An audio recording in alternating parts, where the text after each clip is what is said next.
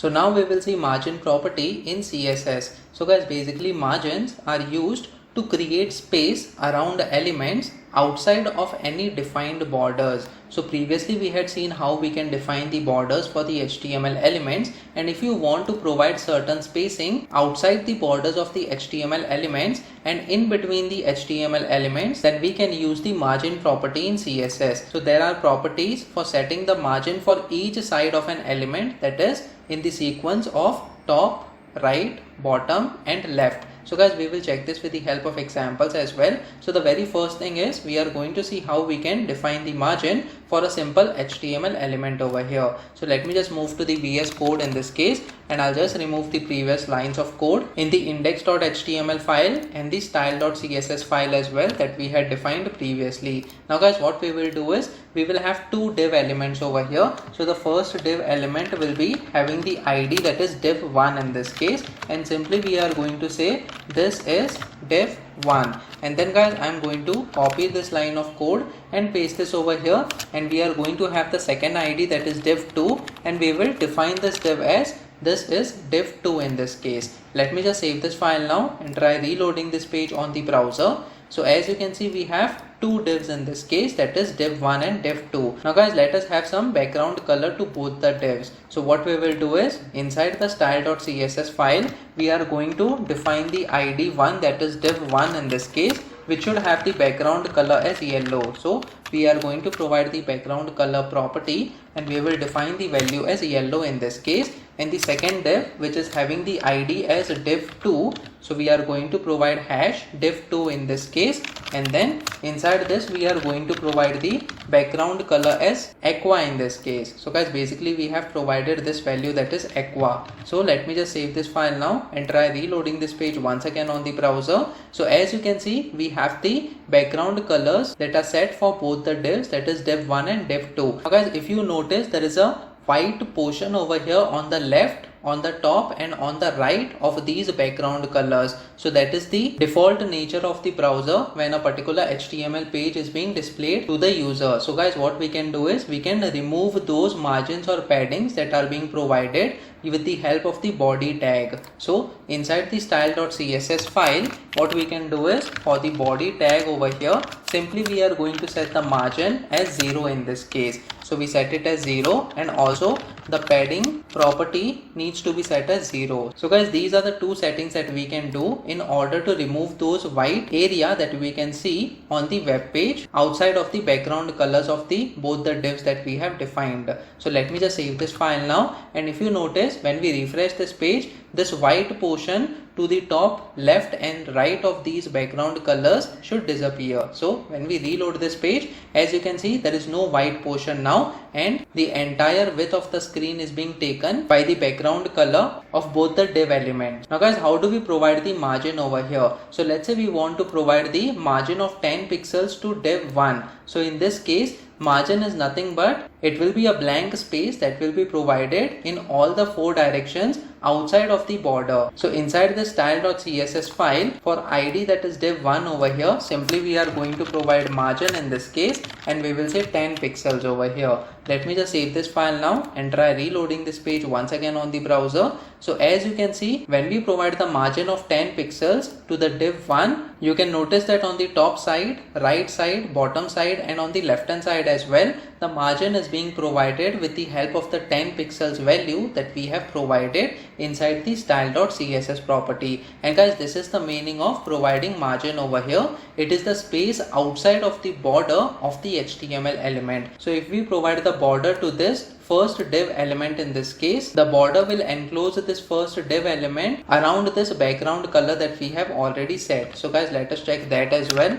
So over here, simply we are going to provide border. In this case, we will say the border width as 2 pixels and the border style as solid and color is black. So let me just save this file now and try reloading this page once again on the browser. So as you can see, the border is being provided to the first div element, and the margin is 10 pixels from all the sides. So guys, with the help of the margin property, you can provide the margin on all the sides over here. And this is the example of the margin shorthand property, which means you can provide the margin to all the sides with the help of the margin property. Now guys, let us say you only want to provide the margin to the left and right of the web element. So in this case, you don't want the margin to be displayed on the top and the bottom of the first div element over here. So what we can do is simply I'll remove this line of code. Let me just save this file now and try reloading this page once again on the browser. So we don't have any margin right now to the first div element. Now let's say we want to provide 5 pixels margin to the left and 5 pixels margin to the right. So what we can do is simply we can say margin left in this case. So margin hyphen left is the property that you should be using. So we provide 5 pixels over here, and again we will provide margin right in this case, and we will provide the value as 5 pixels over here. Now let me just save this file now and try reloading this page once again on the browser. So as you can see, we have the 5 pixels margin on the left and 5 pixels margin on the right. Let us increase the margin values over here so that you can clearly see the margin on the UI. So let us set the margin left and right to 20 pixels over here, and when we reload this page once again on the browser, as you can see the margin has been increased now. So guys, in this way you can specifically provide the margin to a particular side of the web element in this case. Now guys, apart from this, you can also define such margins inside the margin property as well. So I'll simply remove these lines of code and we will simply use the margin property, and over here the sequence of the values for the margins that you are supposed to set is, first of all, you should be setting the margin for the top side of the web element. So let's say we don't want the margin at the top side, so simply we provide 0 pixels over here followed by space, and then let's say we want the margin to the right side to be 30 pixels over here. So simply on the right hand side we can provide 30 pixels followed by we have the bottom side of the web element in this case. So guys, over here let's say we want the margin to be 10 pixels. So in this case we provide 10 pixels. Now guys, this 10 pixels will help us in order to have some space in between the first div element and the second div element when we refresh the page. And then after this we can define the margin for the left hand side. So let's say we want 100 pixels as margin on the left hand side over here.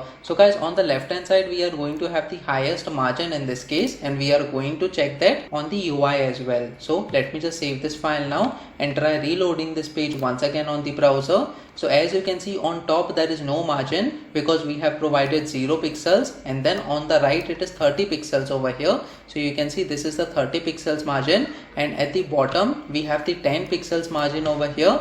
So this is the 10 pixels margin which is dividing the first div element and the second div element as well, and the last element inside the shorthand margin property is the left side margin, which is 100 pixels. So we are going to have 100 pixels in this case. Guys, we can also right click over here on the web element and select the inspect option in this case. So on any browser that you are working, you will be able to see the CSS properties for a particular web element over here. So when we select this web element, what we can do is we can scroll down, and as you can see, this is the margin that is being provided to this particular web element. So on the top we don't have any margin, on the right hand side we have 30 pixels, on the bottom side we have 10 pixels, and on the left hand side we have 100 pixels, and that is what we have defined over here by using the margin shorthand property. So guys, based on your requirements, you can provide the margin to the different web elements and check whether it is being reflected over here by inspecting that element. Now guys, apart from this, we also have something called as margin auto. So basically the auto value will help us in order to align the web element at the center of the page. So guys, let us say we have certain width to this first div element. So what we will do is I'll simply remove this line of code over here,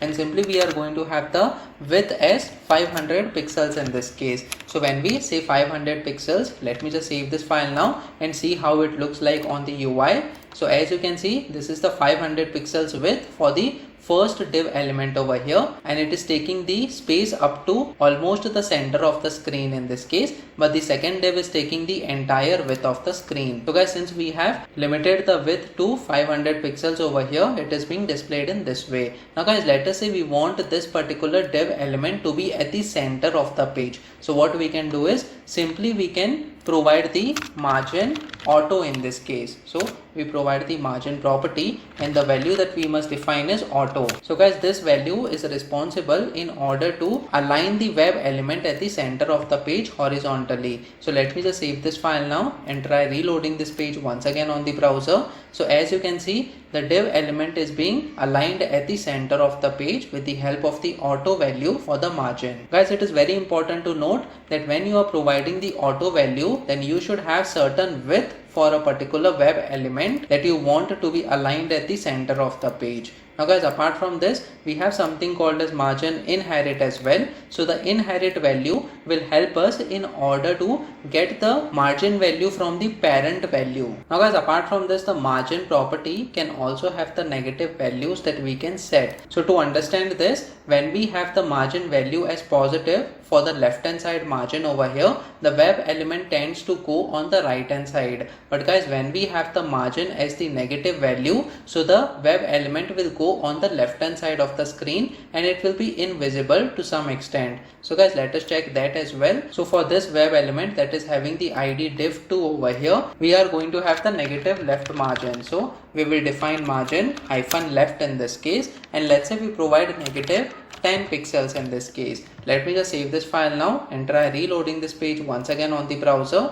So as you can see, the content of this second div element is going on the left hand side. The T character over here that was present inside the div2 is now going to the left of the screen in this case. So guys, basically this is the functionality of having the negative margins, which means when we provide the margin left as a negative value, then the div element will go on the left hand side over here, and when the margin top property is negative, then the web element will go on the top side of the screen. Now guys, apart from this, we have something called as margin collapse as well. So what is the meaning of this? So guys, the meaning of margin collapse is when we have the margin bottom for the first div element and the margin top for the second div element. So let's say we have the margin bottom as 50 pixels for this first element and 20 pixels as the margin top for the second element over here. So let us check that as well, how it will look like. So over here inside the style.css property, I'll simply remove all the margins over here and the width as well. So let me just save this file now and try reloading this page once again on the browser.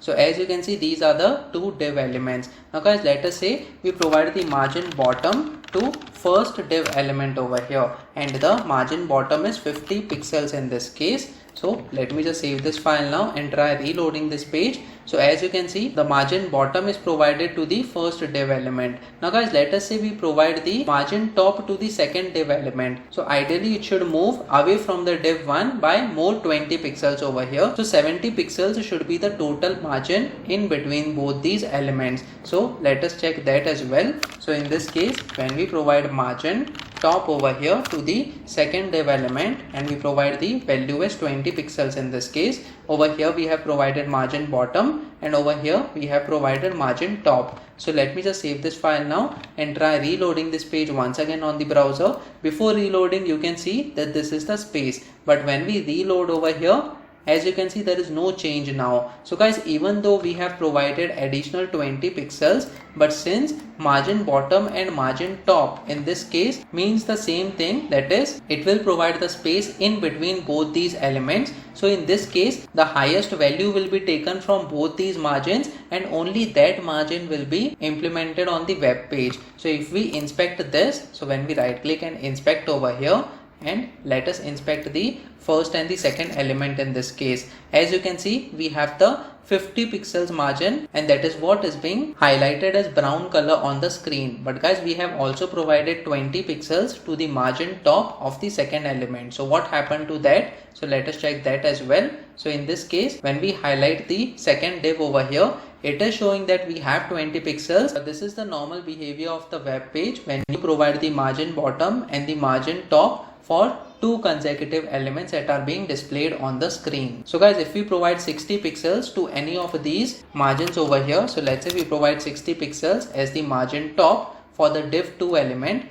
when we reload this page once again on the browser, you will notice that 60 pixels margin will be present in between both these div elements. So when we reload this page, as you can see, this is the 60 pixels margin that is being implemented over here on the web page. So this is the 60 pixels margin as the top margin for the div2 element, and this is the meaning of margin collapse, which you should be aware of when you are implementing margins in your project. So guys, comment in the comment section below whether you have learned something out of this video. Please make sure that you like this video so that it reaches to more people, and subscribe to this channel so that you get the notifications on upcoming videos as well. The next video that we are going to talk about is padding property in CSS. So stay tuned.